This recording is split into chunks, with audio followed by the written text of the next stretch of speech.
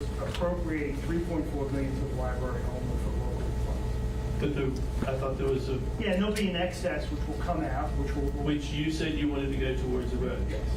Correct, which was part of what we voted for. Yes, but we don't know what that amount is. Right, but that was my understanding, so whatever that amount was that came for that, that was before this whole thing with the Supreme Court, the road user fee. So at that time, we still collected this X amount of dollars for the roads in the county, and we had an agreement with the municipalities. Why would that change? It was not my understanding, because I would have voted against it, if we were going to allocate that just for this road and not for that road. Does that make sense? Well, you did vote against it. Well, you're right, I did vote against it. Yeah, My point is, though, it was my understanding, well, see, once we vote as a council, though, I'm with the council, so that's just how I do it. My point is, at that time, that's how we did things, so right now. So you're saying that money should be included in the city? Absolutely, so pave the roads is to pave the roads, whether it's city or county, doesn't matter. All I'm seeing here is the $20 fee is going away. Yeah, it goes. We have to replace the $20 fee. Right. Now, whatever's equivalent to that, that's what we're going to allocate to the cities, nothing more. So that's $2.3 million.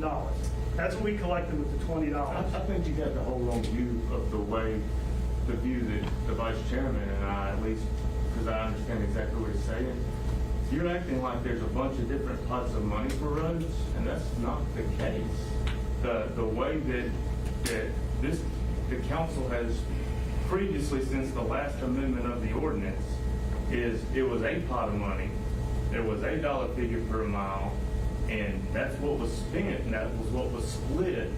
And it wasn't, the county kept a pot of money over here for themselves, and then everything else went over there. Well, the issue right here is what are we going to do about the $20 road fee? How are we going to replace it? And that's what this. That's all that this is doing. That's correct.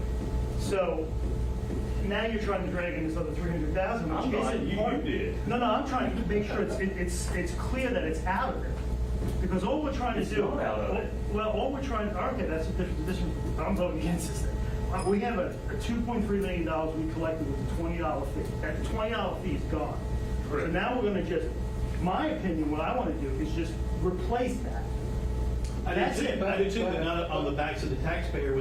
Why not take that $300,000 and instead of being 2.3 million, make it just 2 million? In other words, why go up that much extra? Okay, so you're saying what we could do is we can only collect, instead of collecting we'll just collect $2 million. Basically, I Is that think what it should you're be saying? washed as far as Okay. roads right now until we come up with a sustainable. Okay, so what you want to say is you only want to raise $2 million through this shift in tax, and $300,000 coming from the library. Is that what you're saying? Because it's all one pot of money Is that for what the he said? roads. That's all one pot of money for the roads. So the $300,000 wasn't, in my mind, a separate pot. It was, because it didn't come from the $20. This is about the $20 It all fee. ended in the same place. Yeah, the $20 goes into the pot for the roads. Okay, The so let $300,000 me goes into the understand pot for the what you're roads. saying. You're saying that we're not going to collect $2.3 million from millage and $300,000. We're just going to collect Right, $2 million. I don't see a point at this point raising the millage so much that we raise it even more. I mean, I think we only do what we need to do right now and then come up with a sustainable plan. I mean, the only sustainable plan you guys have talked about since I've been on board, and well before that, was a conversion to a millage. So to me, what Alex is talking about is we need more than what the $20 fee was making. We did. Instead of just preemptively raising the taxes for everybody across the county without going through our entire budget and sort of looking for areas where we're not allocating money with as much impact as it would go towards roads, which is why why he and I believe, and I'm speaking for you, why I felt so strongly that the library budget shouldn't have been increased by the 11% that it actually got, or the 23% or whatever it was they asked for. They should have around 6. So you're right, the board voted. When you vote for whatever that raise is going to be, and you decide that it's more important to put money in these people's savings account than it is to put into roads, you can't come back now and say, well, that counts towards not having to raise the whole $20. Because we're trying to actually cover the $20 that's missing. We fought through our budget and found $300,000.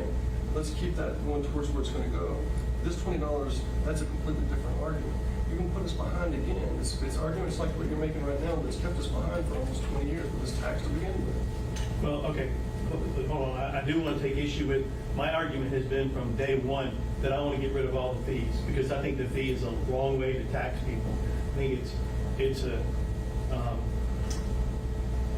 deceptive at best, because you can raise that fee to whatever you want to.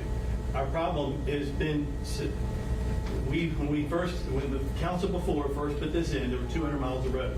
Since then, the state has, and for whatever reason, we've gone from 200 miles to 768 miles of roads without a sustainable plan. So you're right, councils before us and this council here, we have been talking about what can we do.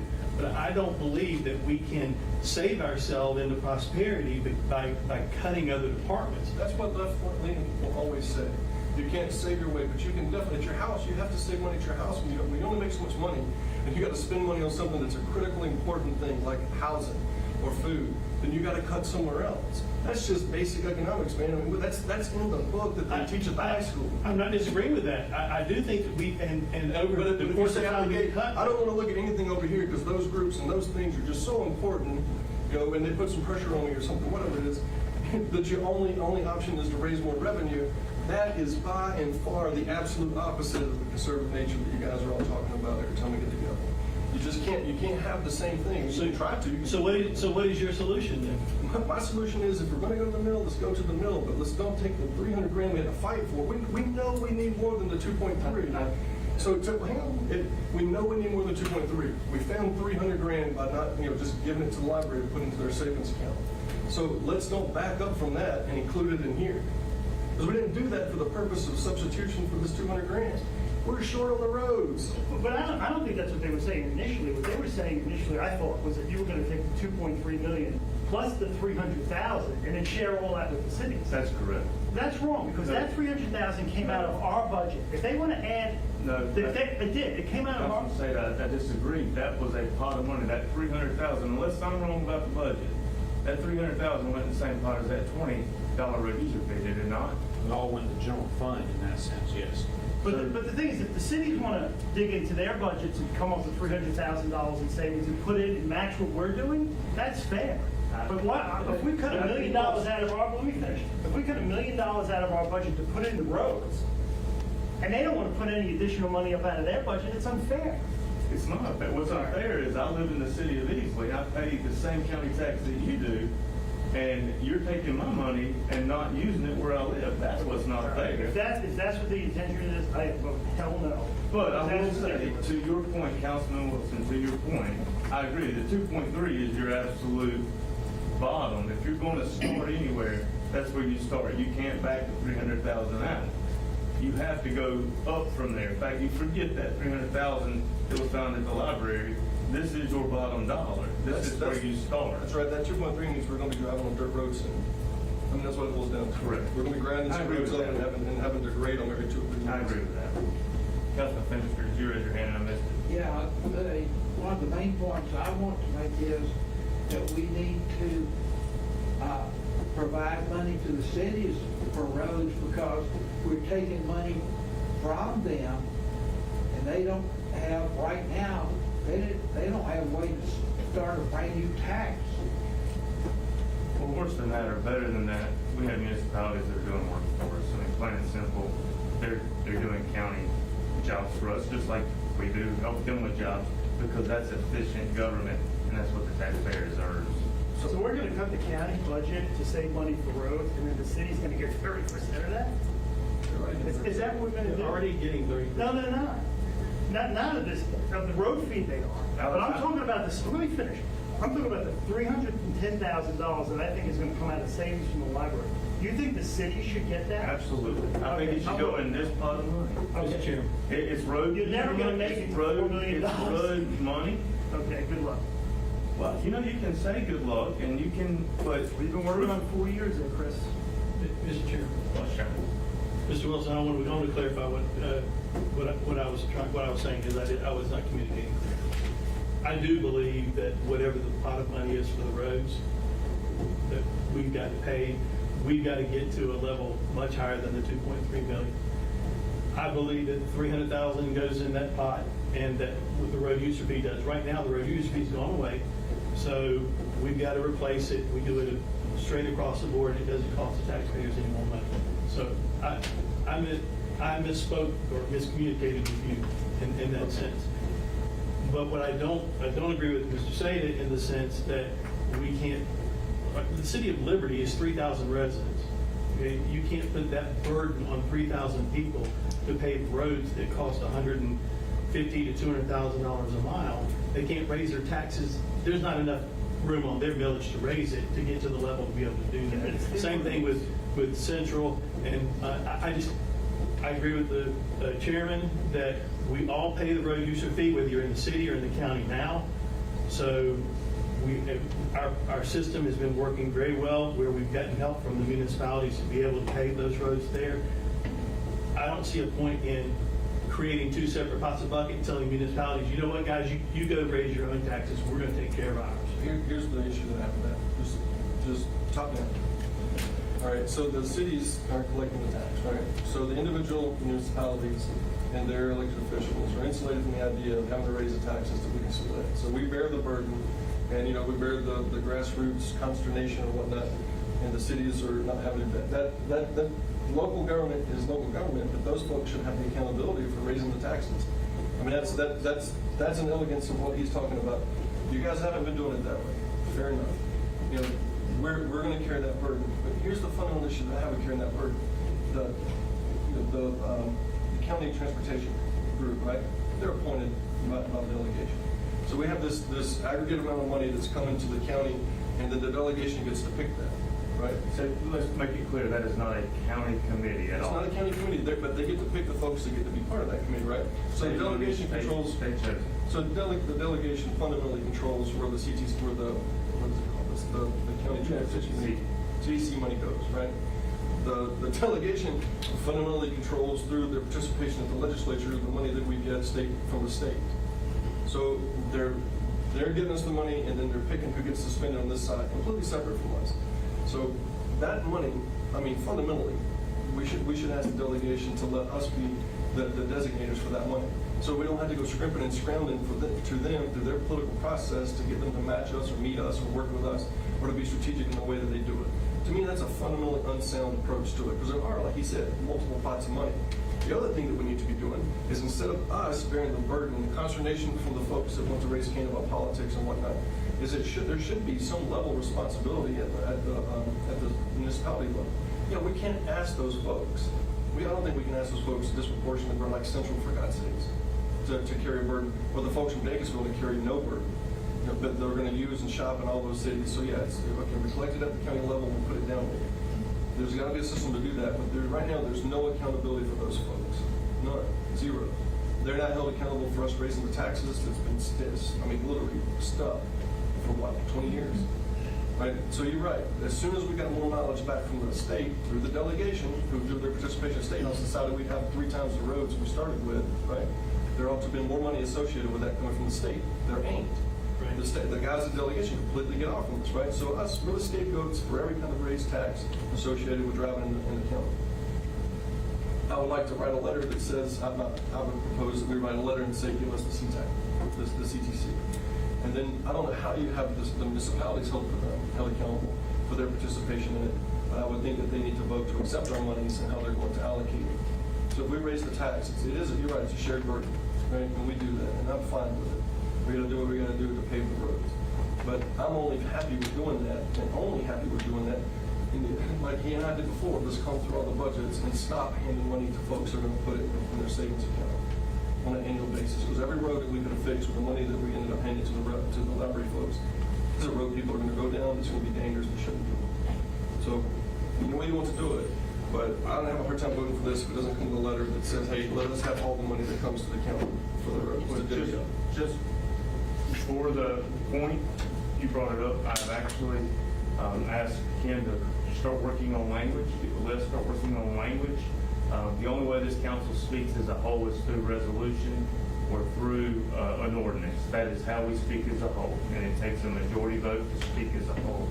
It's my understanding, by the way, the delegation can decide if they want to give us the authority for that particular activity. So part of that is, number one, I'm going to ask them to take it. I want to ask them. I'm not going to.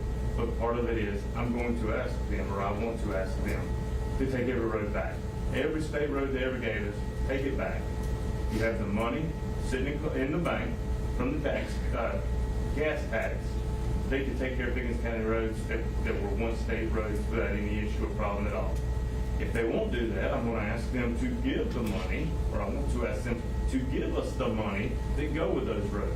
They've cut local government fund, they haven't flowed the gas tax money out like they should to cover it, and that, I think it addresses and acknowledges exactly what you're talking about, but what I don't want to happen is these roads that we've given these municipalities, and there are roads we've given municipalities, it is not right for us to do what the state did, to do to them what the state did to us. That was one huge thing 2-3 years ago, whenever it was we talked about this was, and that's where the whole dollar per mile, you just figure out across the board what a mile of road is worth, and that's how you split the pot, is based on what a mile of road is worth. And then you have your special projects where you got your bridge, or you got your culvert, or you got your whatever that has to come out as well. That's where the whole formula process came from that we're using at this very moment. It's not an old process, it's fairly new, what, 2 years? But can I ask you a question? Yeah. How does that take into account, like what he's arguing, right? We have a very, we have an entire political process, for us to try to curtail spending in a particular area. We have an advocacy group that comes out and does their political stuff, and we weather all that, we do our thing or whatnot, and we fight to set aside a small amount of money to get towards this, whatever it is, chunk that we need to be sustainably, taking care of our roads. The cities don't do any of that. Their budgets, they're what their budgets are. They're not having to make they're not having to match. They're not having to meet any of those sort of political hurdles that we're having to do. This seems to be like they're getting off scot-free, and we're fighting for every penny. I really am trying to see the point. I'm not advocating for what he's talking about. I'm just looking at the way how to do it. I'm trying to see the point. The hard part for me, though, is whether you're in the city or in the county, you drive on all the roads, right? I mean, I drive on the roads. I'll drive on 123. It's a state road. I drive on all the roads. On Highway 8. Whether you're in the city or the county, the road user fee didn't determine. We want to know where you live as to whether or not you're going to pay the $20 or an additional amount or a lesser amount. It was equal across the board. So, which is why I don't know that I'm trying to get to where you are of understanding how do the how is it, I see the political part, but how is it that the municipalities need to raise additional money on their end on top of the money that we're already charging the people who live there that pay? If you look at it from the road user fee, the question you should be asking, right? Because this is politics. The political element of it is the folks want their roads fixed, right? So we're going to be responsible for trying to fund as much of that as we possibly can in our budgets, right? The municipalities don't have that pressure because they're going to get whatever we allocate. So we raise the prices, or raise the taxes, whatever we do, they don't have that pressure. And since they don't have the pressure, they've got no reason whatsoever to support us going to the delegation and say, give us the CTC cash. Let us control that as well so we can be more strategic in the way we do it. So that was to follow their political whims with regards to where the roads get paid. That to me is one step towards a more sustainable road. The more local that it can get, the more fundamentally sound it will be. And I don't have any issue because the municipalities know exactly which roads are their biggest issues. Right? I don't have any issue divvying it. That's not my problem. My problem is right now, we're a scapegoat. We're a scapegoat for the delegation not fully funding the local budget, like you said. We're a scapegoat for not having enough money coming to the roads, right? And then we also happen to be a scapegoat for the group, the subgroup from us, the cities, for those guys not having to share the burden associated with the political element we're talking about. So I would be more than happy to vote for something like this if we have, when his letter goes out, if it has every mayor and every chairman for every one of the municipalities on there as well, that it's all of us. Because it should be all of us. It's all our roads. Does the municipal association, is it still existent? They still meet, they still talk, they still chat it up? I don't know during COVID what happened during meetings, but they still exist. Mayor? I was told this past weekend they're supposed to start back in August. That would be a great first topic. I would love to come and share, whether it be virtually or otherwise, because I agree.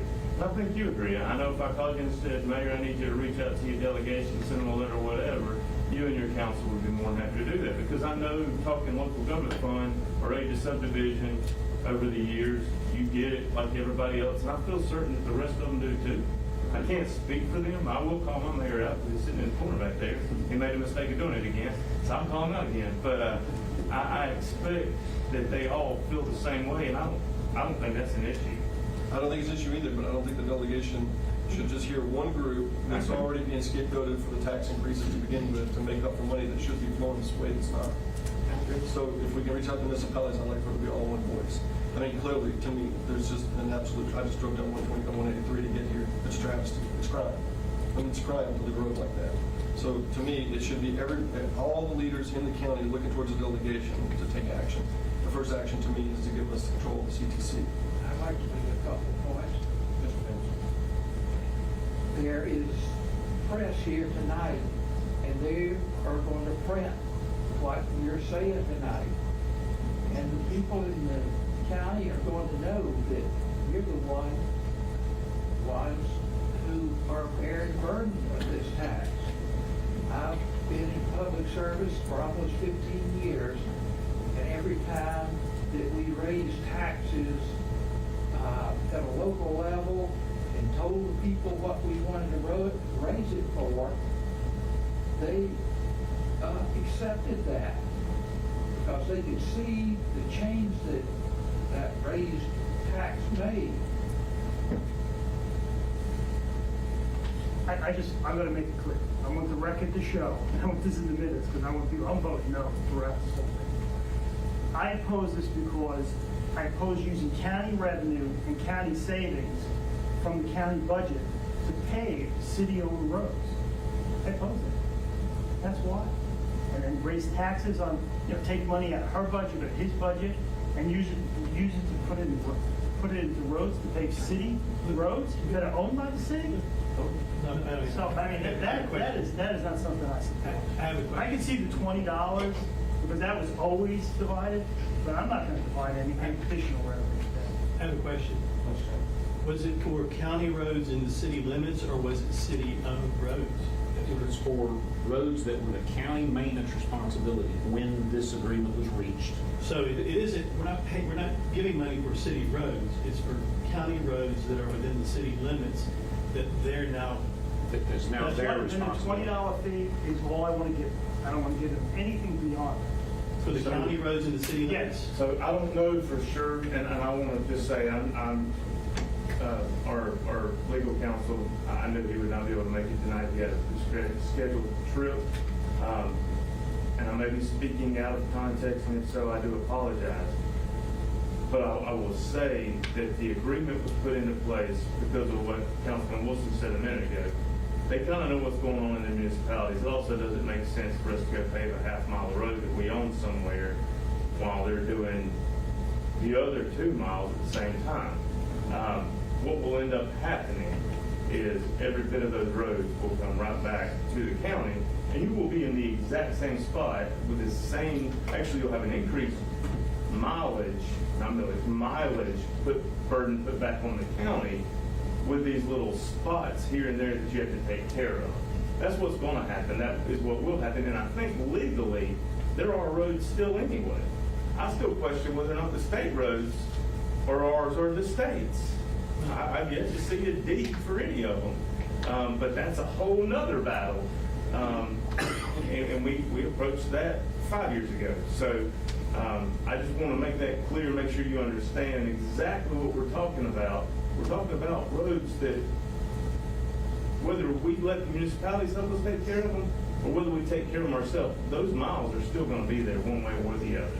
It's the same people, right? So you agreed with the cities to always have a percentage of all the revenue that comes into the county?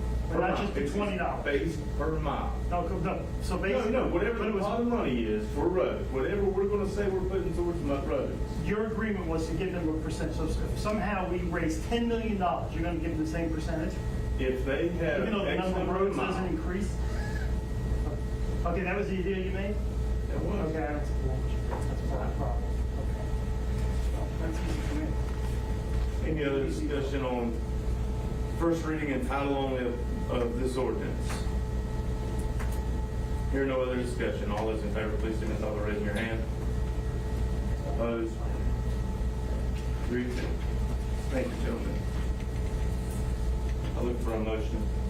I'm pushing to adjourn special call meeting. I have a second. Second from Councilman Page.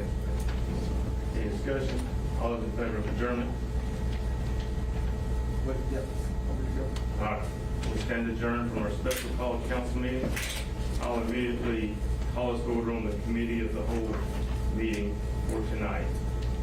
So the first item is log number 179, consideration of a plan for staff for fiscal year 22 compensation adjustment within the existing compensation plan utilizing funds, the 1% previously allocated by council.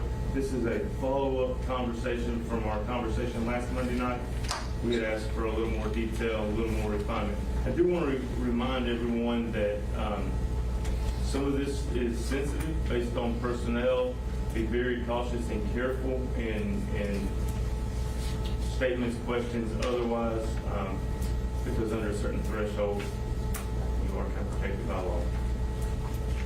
So Mr. Roper has presented, and Ms. Bryan is here as well. She has presented 2 more pieces of documentation for you to review.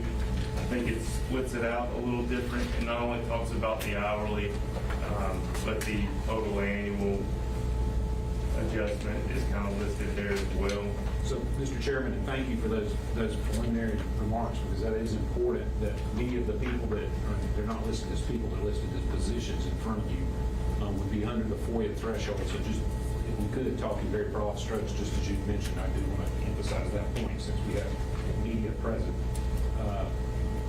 Also, I think probably a good way to go is for Ms. Bryant to talk in broad strokes about the 4 different proposals that you have in front of us.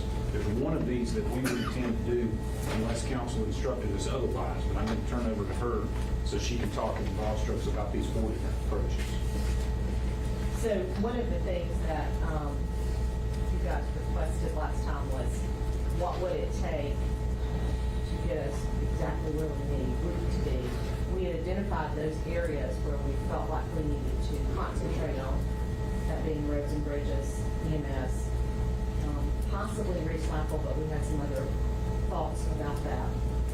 And then there were a few that we just termed miscellaneous that were certain positions within a department that needed some adjustment. So based on your recommendation, the first option is what I originally presented to you last Monday. Second option is your recommendation about taking out the recycling and finding another way to fund that. And also looking at increasing the rate for the drivers above and beyond what I had presented originally last Monday. So part of the problem with doing that is compression. So we had initially presented an amount, and this is more than double that amount. The reason that we don't have the option to just pick a random number is because we are trying to extend the life of our compensation plan that was developed in 2016 and implemented in 2017. So there are already pay grades with numbers there that I'm trying to work within. So when I move a position to a new pay grade, I have to make sure that everybody that's here is already at or above that amount. So in order to do that, you can see what number would be required for us to do another pay grade for the drivers. So it's almost double what we had initially discussed. It also creates a problem with compression for the positions that are above that.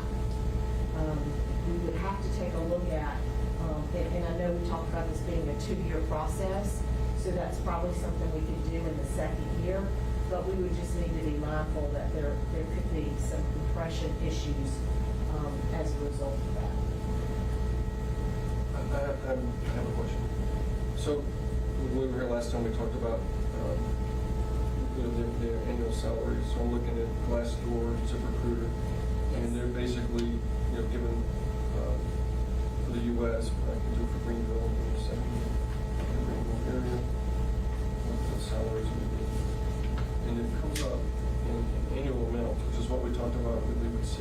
Yes. So what I'd really like to know is if the bottom level across the Greenville area for a guy that drives a garbage truck is $29,000 a year, and entry level standard truck driver is $30 a year, are we gonna be 30 grand or more? We are on the second sheet.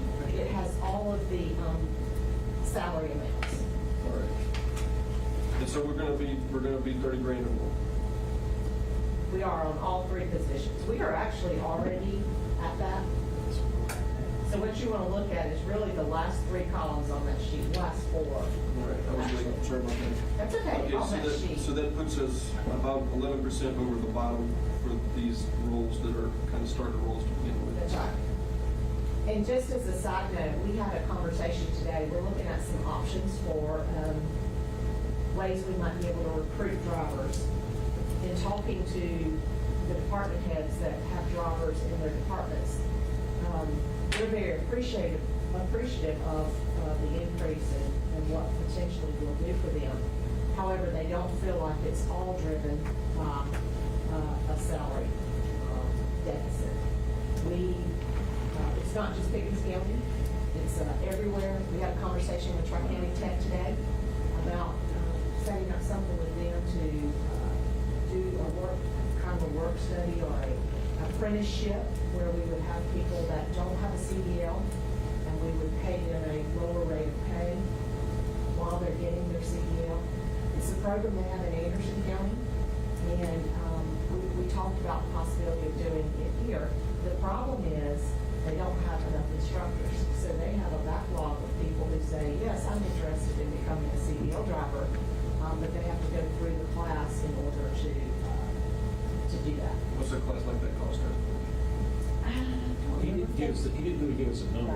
Today what we had was just kind of preliminary conversation with WorkLink and Tri-County Tech about what would it look like, what would a three-way partnership look like to address this. We should sit down. Typically,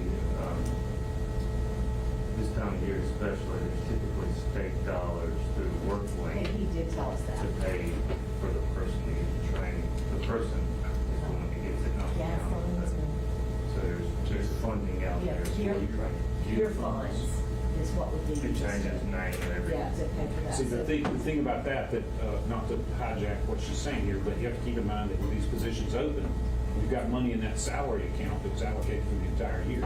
So we've got funds available if we can use it around the corners for some recruitment efforts. So I'm not worried about that aspect of it so much. So what do they need for instructors? I mean, what's the? You've got to have a certain number of hours as a CDL. I don't remember the exact. The DOT sets the guidelines for what you have to do to be an instructor. But we talked about, do we have someone in-house that would meet those qualifications and be willing to spend some time doing some instruction, which is kind of how we do it now when we have somebody that has a Class B and we're moving them up to a Class A. We partner them up with somebody who already has a Class A. So make sure I understand what you're saying. It's not necessarily the salary. There's the barrier to entry here that can be a little bit steep for folks in that particular range. So we can pay them to go to school. They pay for the school to give us, and you do what? You have to be with us 6 months, 9 months, or you have to pay us back or what? The document I'm working on says that we would want them to stay for 2 years. Okay, but we don't. But if it comes from some sort of a grant, they don't really owe us back the money. That's right, that's right. But if they are using our equipment and our time, Oh, I got you. How long does it take your passing? How long does it take to get your driver's license? we have on our job description that they have 6 months to get it done. But I think the class that they do is 12 weeks, two times a week. You can do it more frequently, but if you're doing it 2 times a week, it's about 12 weeks. So they can do it in 12 weeks, and we can pay, and then they can be an employee of ours throughout the process. That's right. Full-time employee, so what they want to drive a truck, they do what? So, for example, we have one, that not to get into individual subject, be careful, Lisa, they're afraid to hit you here, but one possibility that has come up recently is someone we could bring them in, and we would train them pretty quickly to operate some of our heavy equipment and not on the roads. So they can be earning their keep doing that while we train them as a truck driver as well. Is there a particular type of training that you have to be an instructor, other than just the hours? Yes, you do have to go through it. The DOT sets that up. I'm not sure what that is. But he did advise us today that there's a certification that you have to be an instructor. Okay, so that particular approach right there with those guys, is that something we can do with EMS as well, or are we already doing that with EMS? They're actually the exact same program, the apprenticeship.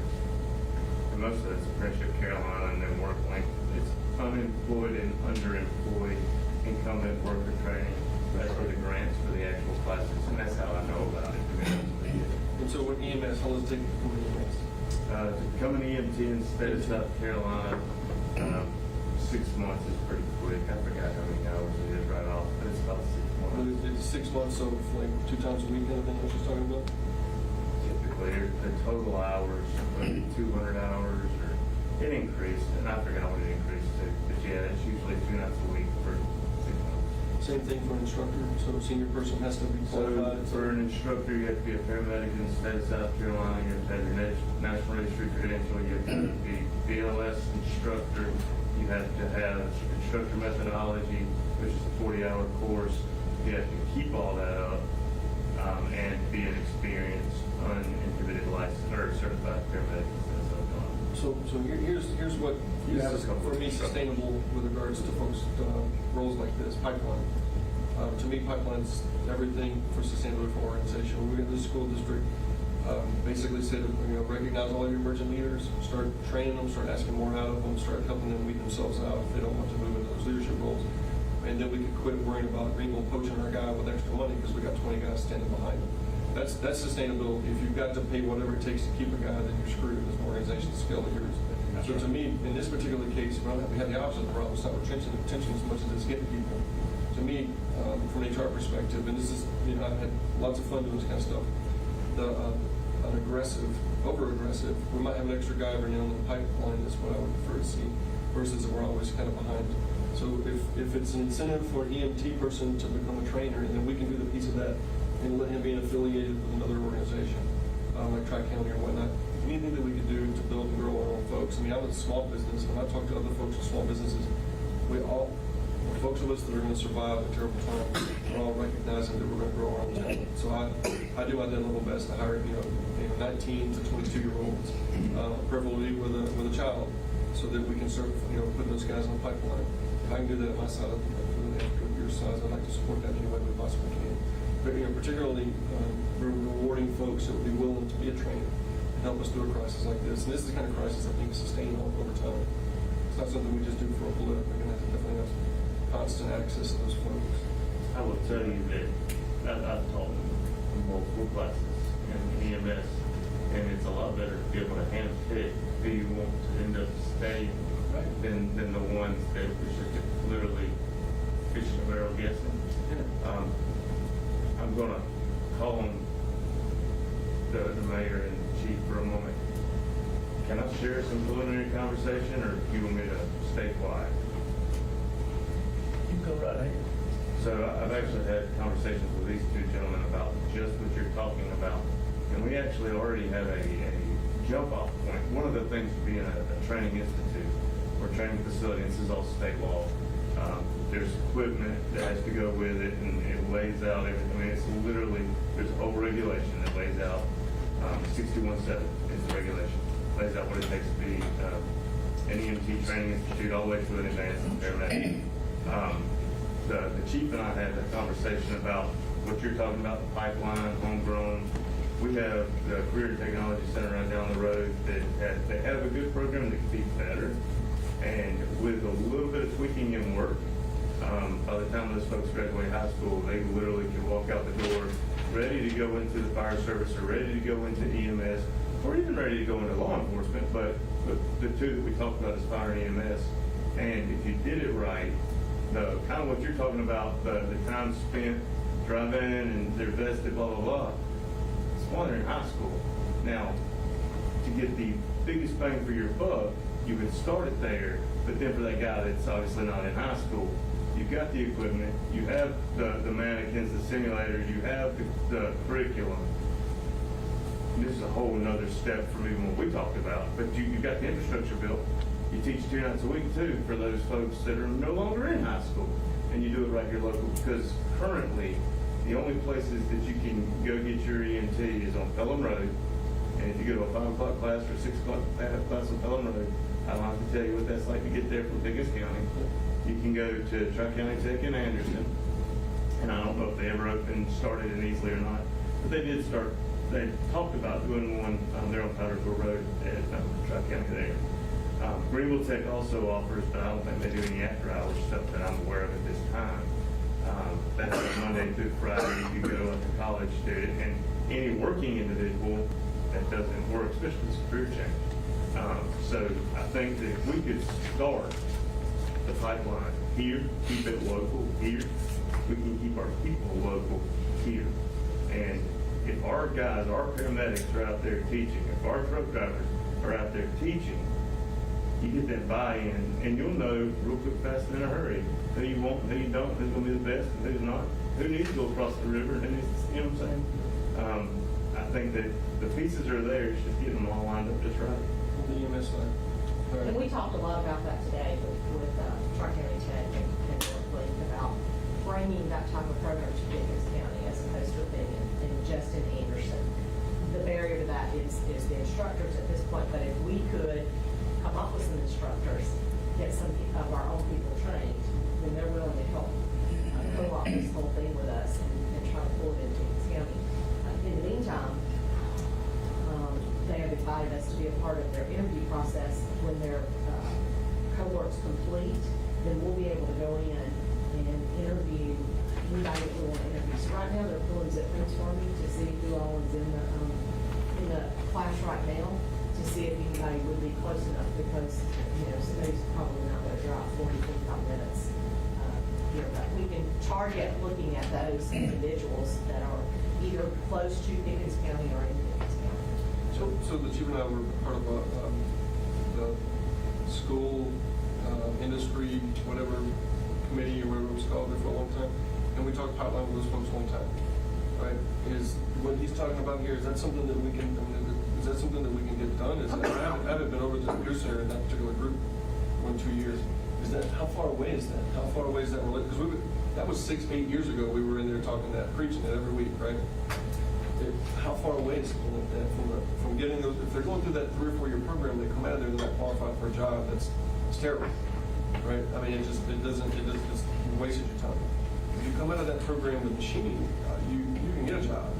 But on the police, whatever it's called, first responder, Whatever. yeah, that seems to me that you should be able to walk out of there with some of the things necessary for long-term benefit to the community. Is that still not the case? I know we're not supposed to do that, I apologize. It's such a better expert, so. Well, I think what you do is it depends on the program that you're in. In South Carolina, on the law enforcement side, you're not certified, you're not eligible to be certified until you're 21 years of age. So you graduate at 18, you've got a few years. So the idea is to get their interest peaked, get them into the, and the fire service side, if you start in the 10th grade in the Career Center, by the time you graduate high school and you turn 18, that's very important, you have to turn 18, you are a certified firefighter too, which means you're good to go in a career fire department in most. The EMS side of the house, and I think if I'm hearing the staff correctly, they're trying to work with the EMS program at the Career Center to give another pathway for the students to graduate as a basic EMT. I don't believe that currently exists as a program. I'm not a subject matter expert in that area, and would refer you to Chief Gibson on that. So, I mean, to me, if you go through that particular program, I mean, the EMT thing seems like a basic opportunity for pretty much anybody that attends that program. Is that not the case? Or is it so specialized that you wouldn't be able to finish the fire stuff, the police stuff, and do that at the same time? I would foresee that there would be, especially in the time frame from 10th grade to the time you turn 18, I don't know, without sitting down and looking at exact hours, I would think that there was opportunity there to dual, depending on the commitment of the individual. Okay. So, but how do we do that? How do we We need to keep fleshing out a proposal for you. So I think. What about the guy that works for us, that works for the school district too? Is he not in front end for something like that? Jeremy, from that. So can we get Jeremy to come in and tell us what he's going to do to help us make this happen the next time we're running? And I think that there again, I think we have folks at the county that work in EMS. Some of them would jump at the opportunity. Some of them have been doing it on the side for years. you know, it may be, if we incentivize them to get involved, I mean, I don't expect anybody to donate their time. If we incentivize them in some way or whatever, I really think, especially the people that see the big picture, you know, because we do have some people that see the big picture. I have a question. Mr. Seth? Okay, looking at, assuming this is your new recommendation here? It is. That is option 4 as listed on the, That's your, this is your recommendation? it is my recommendation. Okay. How, I guess I'm missing the math here. When I look at, Okay. let's say, basic EMT, they're getting $13 an hour. How does that translate into $49,000 a year? Okay, so. 700 hours of built-in overtime. Yeah. That's right. They actually have 824 hours of built-in overtime. Okay, I was. You were very close. They were 824. So where as a 40-hour employee works 2,080 hours in a year, EMS works 2,904. So by Department of Labor standards, 2,080 of those are regular hours. Anything over that 2,080, which is over 40 in a week, has to be paid overtime. So they have 824 hours of built-in overtime. This is byproduct of doing the 24-hour shifts. Correct. It is. It is. And so what happens is the straight rate would be, which is kind of what I was trying to say last time. When we look at the column that just says a 50-cent increase, it doesn't look like that's very much. But when you look at what that increase equates to, what I've done is calculated their straight time plus their overtime and what that increase So is. it's 75 cents times three, what is it, third of their total? That's right. Good Lord, okay. That's And ironically, that's the one department. So fire has its own set of labor laws. Law enforcement has its own set of labor laws. EMS falls under labor laws. Everybody. The standard labor laws, and I'm not sure why that is. It's because EMS didn't come around to the 1970s and nobody ever really took it serious because it wasn't even big in the 70s. Since the guy that was in the rescue squad for 10 years. But organized EMS as it is today was not what it is. I mean, it continually is growing and changing every day. So what I gave you on the spreadsheet would be option 4. And if you look at those last 4 columns, I kind of gave you what the annual increase amount is on the low end and what it is on the high end. And then those last 4 columns are just averages, what the average salary is now. And that includes everything. That includes their overtime. They also have to have straight time for holidays. So they fall right just like any other employee under the Department of Labor. So if you add that average annual increase, what I did was I just took each individual employee and their job title, how much of an increase they would be getting based on this plan, and averaged all that out for that group. How much was the 1% at the end of the day? What was the 1%? 255. 255. 255. So we're leaving a little difference there because we know that retirement and other types of benefits have that cost. All the payroll costs, FICA, and that kind of stuff. I think this is pretty clear. I like it. I make a motion. It narrows it down. It really does. Okay, I make a motion to accept this as recommended. Second that. Discussion, any questions or discussion? All in favor of this motion, please signify. Any support? Any support this one? Thank you, gentlemen. We'll put that to good use. Thank you. Thank you. Thank you, Ms. Bryant. Yeah, nice work. Great. Please continue to follow up on that pipeline. Yeah. You think we're ready?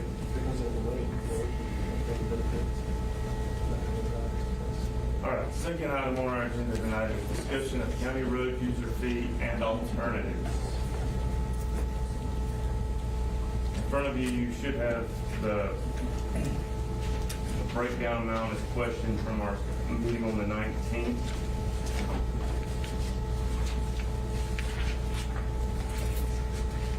Any questions, any discussion?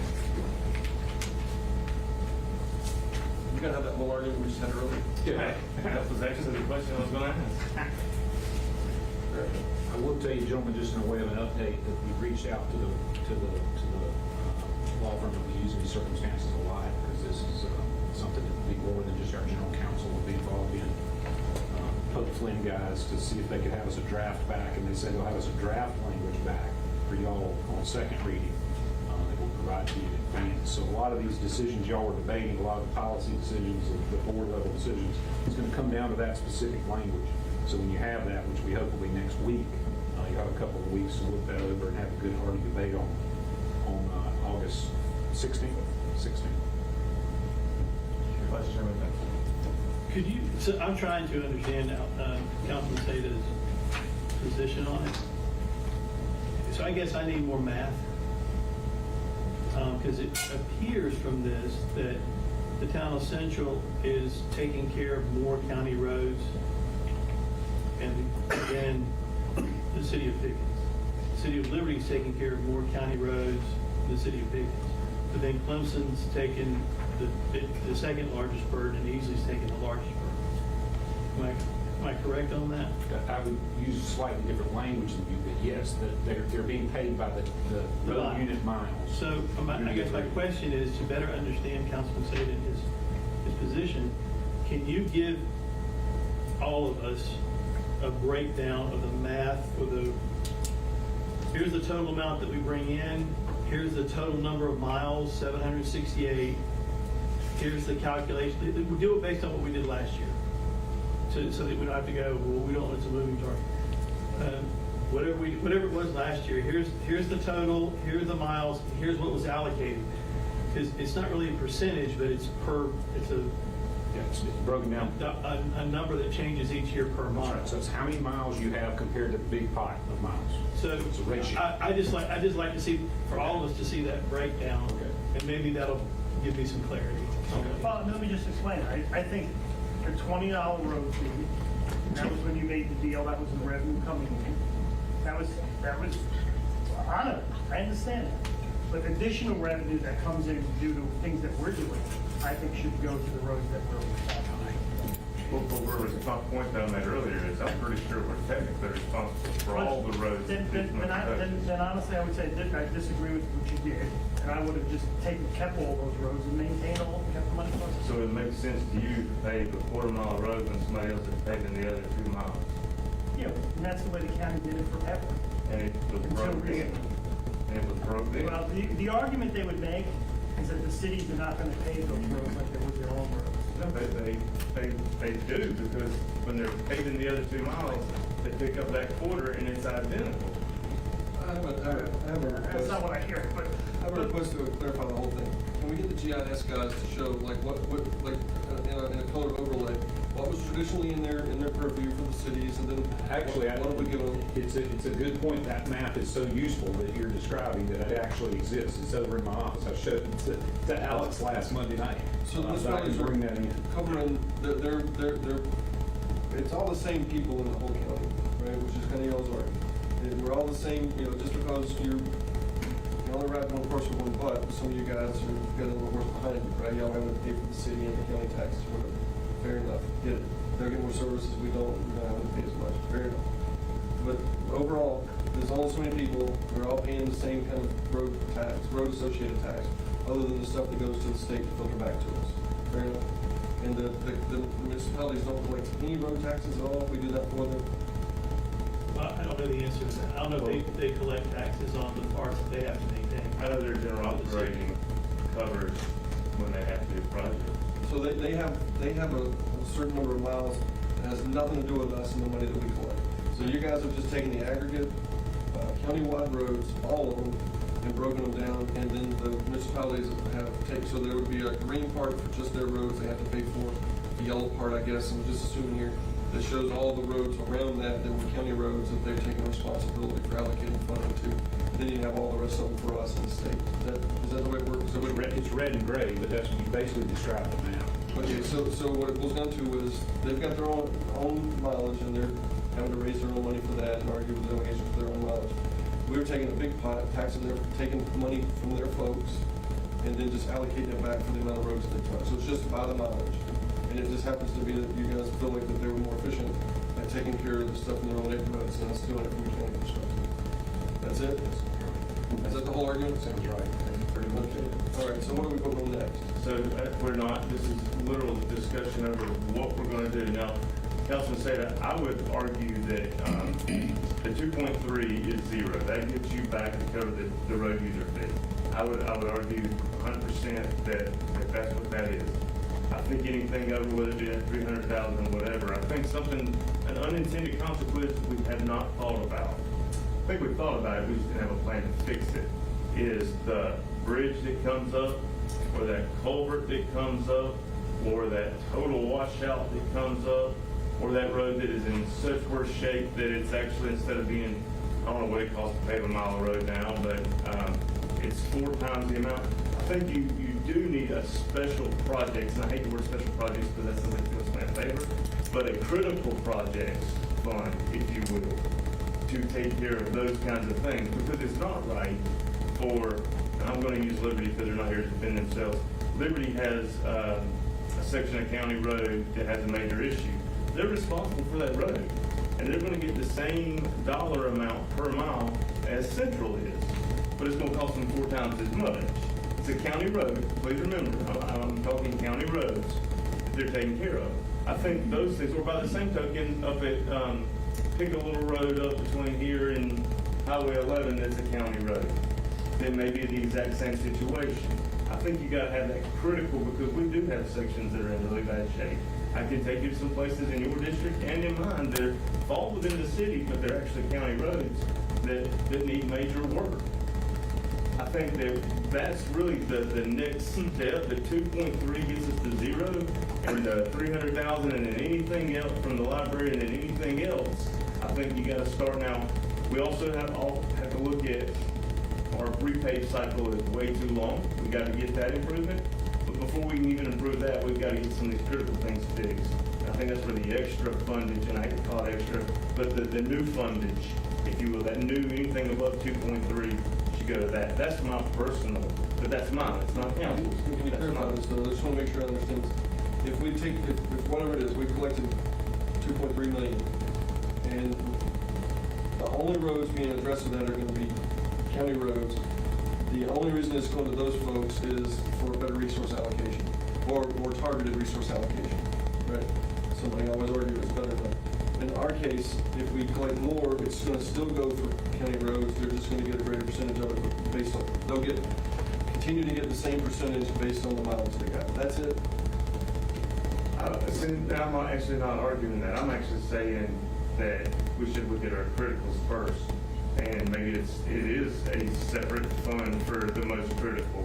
Maybe it's the way the ordinance is written, X amount or anything above goes to a cap, goes to criticals. I don't know how to word that. So if we go through and we comb through the budget, which is, I think I have similar wording, if we comb through our budget and the services that we provide to the folks in the county, regardless of where they live, if we comb through that and we take out money to reallocate, instead of we just send it out there willy-nilly, we use it for targeted purposes at the county level to meet the 6 strategic needs that we all identified. Right. That seems like a nice area there with things. So is that and then I think the very next step is we decrease our repay cycle, which that would be increasing the allocation to everyone on the list, including the county. So it's, you take care of the basics, then you handle the criticals, and then you improve your repay cycle. That's the order I would do if I had the magic wand and get to it. So last time we were here, just kind of a quick math. If the $20 had increased at the average inflationary rate on an annual basis from when it came out in 2001, it'd be up about 50% now. It'd be like $31.69. I think is what I came up with. So when it came down to $31.69, so if you take the 2.3 and you add another 50% to that, that puts it up to 3.4. What are we trying to fund? How much money are we trying to fund? Total, to get us on a sustainable path. And y'all had this in your last package, so I apologize if I get this wrong. You're talking about 6. You're talking about 6 million. So not all 6 from us, the CTC guys' money counts towards that 6. Well, that's true. That's true. So how much does that leave us to have to try to figure out a way to fund? 4.5 or 5. So 4.5 to 5. So we're at 2.3 now. We're trying to find 300. We're shooting for about 600. So that leaves us 1.6. Okay. So if county had put this thing into annual inflationary increase, then we'd be covering that, and we wouldn't be behind. This, and there's some truth to that, just so that you have this data, and it may not be palatable, but if we raise taxes in Pickens County, the amount that the law allows us to raise, if we raise the amount growth over CPI for this year. Well, you mean, so you're talking about today, if we. Today, for the 3 previous years, if we took the rollback, that we can raise taxes overall. What that would mean practically is on a $100,000 house, your taxes would go up from $219 to $249. We're gonna start going down that it's just the McDonald's bag, and then he and I've already had characters and stuff put in the paper over McDonald's meals about tax increases. What I'm really trying to figure out here is if the county in 20,000, whatever it was, 01 or whatever, had said, okay, this is gonna be the amount of money, and then every year it's gonna go up whatever the average of inflation is, or whatever peg it is. Now it would be pretty close to exactly what we need to be funded. Except you're not taking into account that we took in all these extra miles. So it was 200 miles. I'm just saying, if they'd have done that, That would have helped it tremendously. if they'd have done that, then whatever we're talking, what'd you say, 4.6? This we're trying to get 4.6? So we found almost, what did we find, 8% of that, the 300,000 that went to the library. I think we've combed through a budget the size of ours, we found up 600 easy, so we're looking for 4. We got 2.3. So what we're basically looking for here, and this is what we're going to end up, debating when we come back around at this, is how much to increase it to. I'm not interested in increasing it any more than it would have already increased if they'd have just pegged it to inflation. See, that's actually what, and obviously I don't have an opinion, but just the facts are out there. That's what I'm saying with that proposal, is that if you really wanted to fix it, you could do it with this vehicle. And you could say, okay, we didn't keep up, but we're not going to raise taxes on you, then in 2 years, argue would raise taxes again. That's the bare bones of what you could do.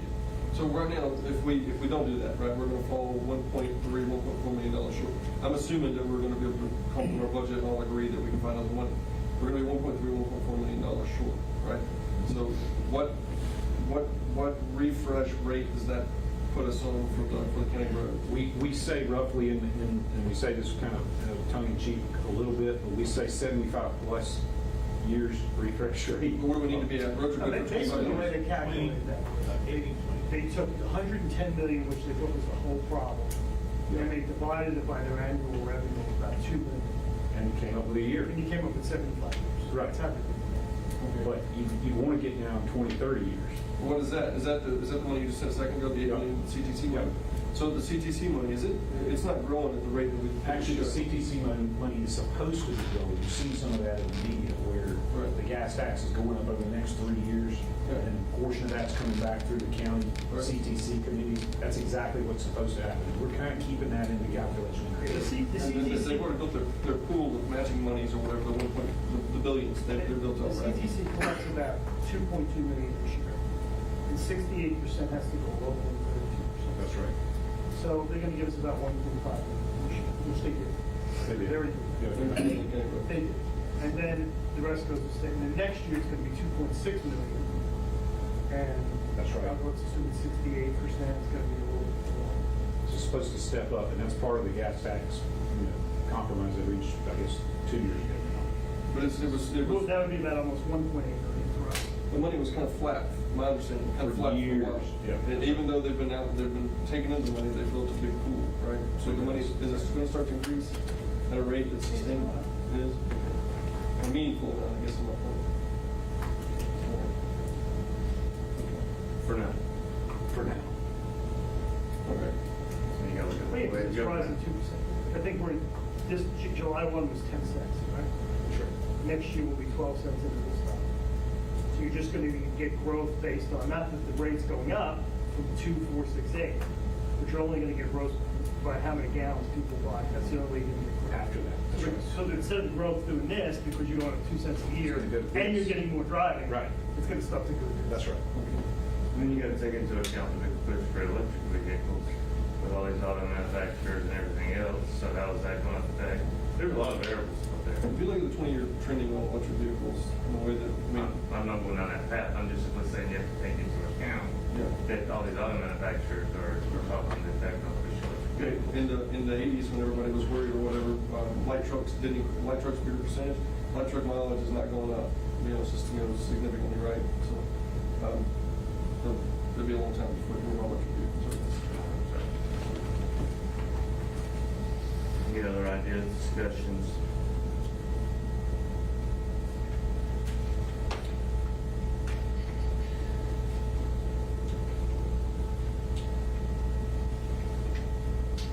One thing that I do from time to time is look at how Pickens County does as far as administrative costs compared to the other counties. And I believe it's just a couple of years ago, the last time I did it, Pickens County had only 2 counties that were charging less tax for administration than we were, out of 46 counties. So we're winning. So we're winning on that. And we have room if we need to increase our taxes. When I looked at the same kind of numbers, one of the couple of things that I saw is your average municipality or county government ditches their cars at 70,000 miles. We don't ditch them until they turn back to dust. There were a bunch of things like that that we do that really drives real, like long-term value back, right? Dave Ramsey would say, keep your cars till they die. So that's what we're doing. There's a bunch of things that go into that, I guess, I'm saying, versus just whether or not we overtax or undertax. Any other comments, discussion, or ideas?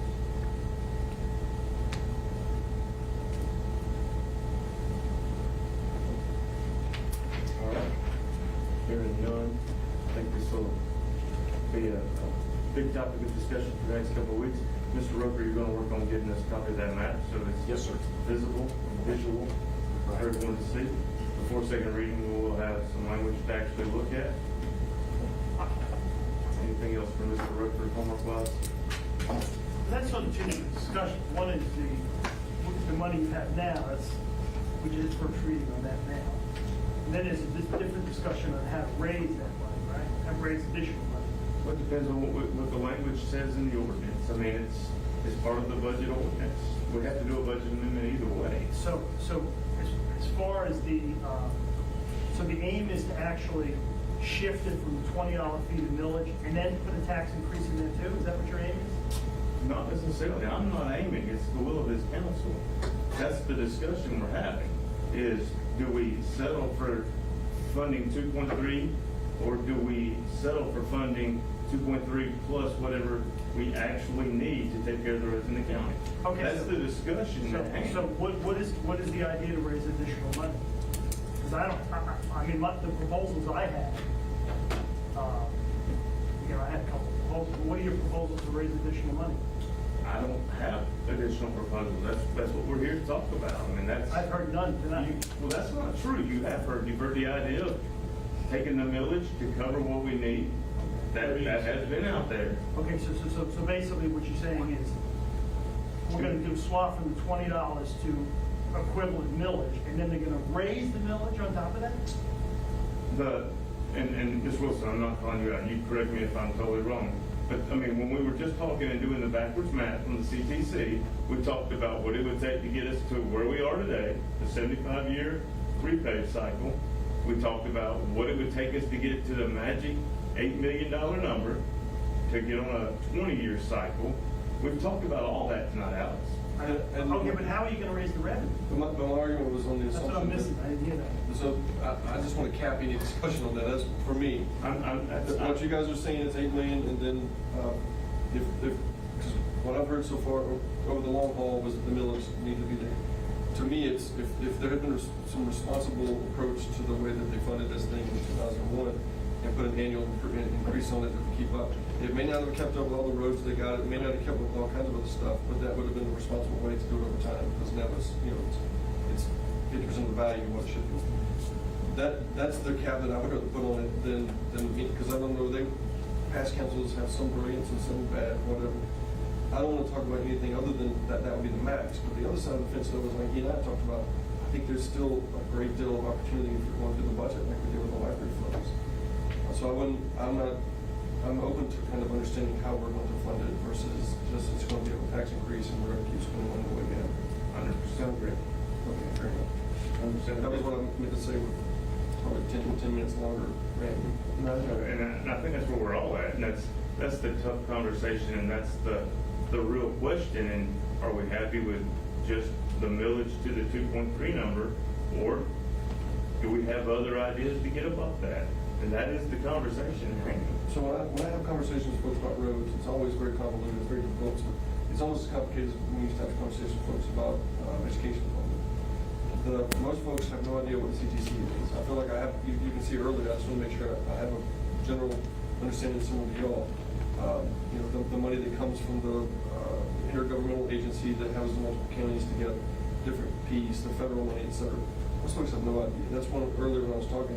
Seems to me the way to drive true accountability in the roads funding is that the delegation takes their hands out of it, and we get the entire state allocation to the groups that we have assigned to take care of those things. And if you're going to break it down the way we're currently doing or whatnot, that's local government. Because the delegation appointees, I mean, they're responsible to the delegation to keep their positions. I think that hurts at the local government level. I do have a question. So, other counties, do they control their CTC funding? It just so happens that there are almost 10 that don't.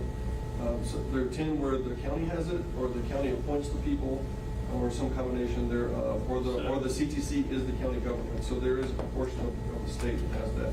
There was a great South Carolina Policy Council just did an article on it here recently. So, I agree we need to do this letter and get the municipalities and everybody on board with this.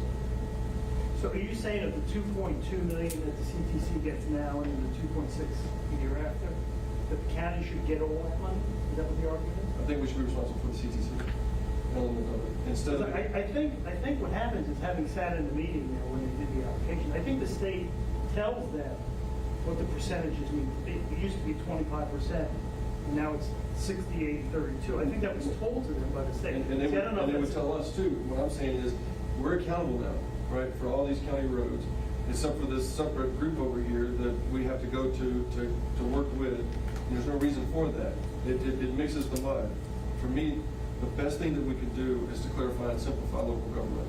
And having a separate group that's appointed by the delegation, most folks have no idea who the heck they are, don't even know when they meet. I don't even know when they meet. I think there's a law that says that they have to exist to get this money, right? They do exist, but we can be it, or we can appoint it, just like we do all of our other boards. I don't know. I don't know. Can we look into the I made a note. legalities behind it? Yeah, I was looking, I made notes of that, I don't know.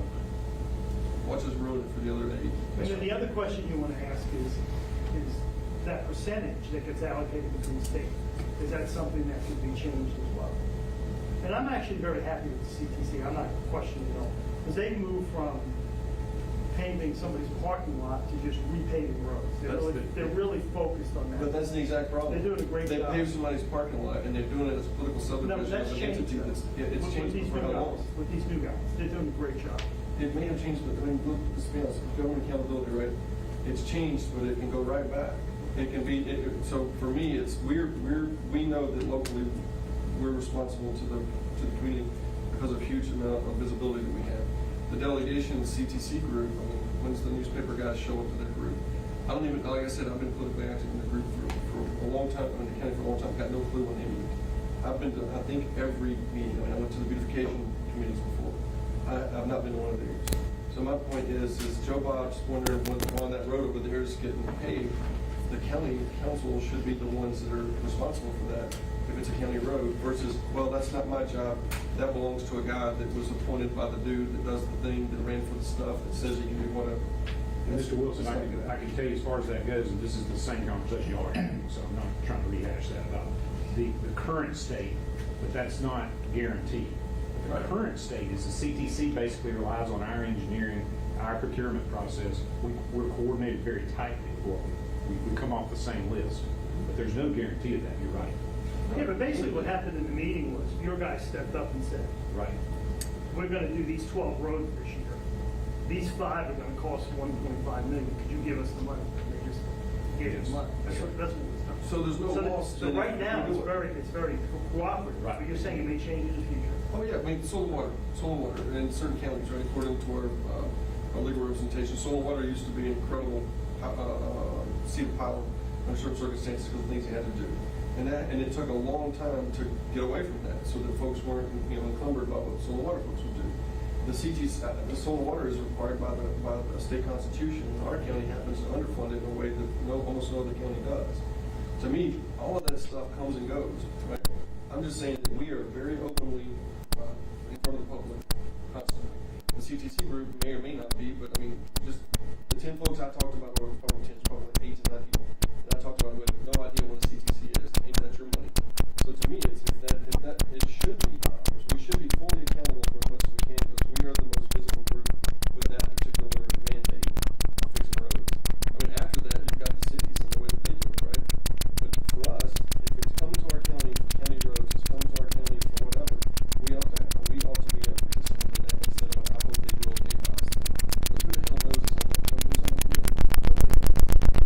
You do what you're going to do, right? He's got a job, I got a job, right? I mean, I can only go so many, I can only drive one horse with one buck. I would like to get the whole horse on this buck.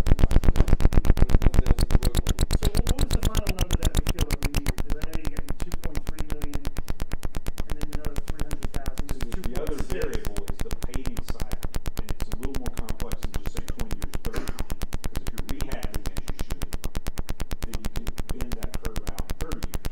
But it's going to be a forward-loaded curve, though. It's a giant spike to ramp off. So if you talk about 8 million, 6 million, you're talking about how many years you got. What you got right now is, like you said, 75 plus. Well, it looks like you have 2.3 million from the fee. Right. That's neutral. And 300,000 from the library savings. That's 2.6. The CTC is giving you right now about 1.5. So that's 4.1 million. I heard 8 million and I heard 4.6 million. What is You the heard 8 target? and 6. Because you heard 8 and 6. Okay. So if you got 8 million, you're talking about, I've got to be careful with my language here, I don't want to be quoted, but you're talking about a good system, okay? You're talking about some really good roads. I want to say Cadillac, but I don't want to be, that's what you get. You really want. Okay, so you're saying 6 million? 6 million, we're talking about a sustainable path, not perfect, but like a lot of things else in local government, you have to get by what you have to get by, right? 6 million would be a huge improvement over where we are now. Okay, so that's the goal, 6 million? I'd say that'd probably be our,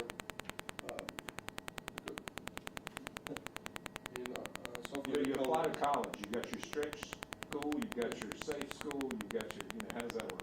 It's the same kind of thing. we call it a minimally viable product. That How there- far can we get to that we can sell this thing to folks and they'll feel like they're getting meaningful value for Right. what we're doing on the roads? We may have to do like the state did on the gas tax, raise it so much each year. So there's that argument, and then there's the other argument of go ahead and build what we need to now. Yeah. The other argument, which is another variable, it's not even an argument, the variable is what can we do to cut within the budget parameters in areas like happening with the library that are savings enough to get to that level. So I'm anxious to see what we can find there. So there's a piece, right? Fix the budget this year, flat next year, amount that grows or whatnot goes towards roads. So there's an element there where we don't have to raise the taxes, but it's a millage rate, we can change it every year. And that's the fundamental piece of it, right? Right. All right. Okay, so it looks like you have about 4.1 million now. Does that sound right? Between the CTC, the library savings, and the fee. That's right. Okay, see, I'm opposed to any tax increases. I don't think it's necessary. First of all, people feel that taxes have been raised because of the gas tax. They feel they're paying that. They feel it should solve all our problems. They're not gonna want additional taxes. They don't When they- care about dysfunction junction and The other thing is they look at, and honestly, I've looked at our numbers probably close as anybody. There have been tax increases, mostly in fire fees, pretty substantially the last few years. So I don't want to, I mean, I can give you the numbers. I mean, we're going to get a lot of pushback, I think, on Well, I agree, the October problem, 1st. the problem we have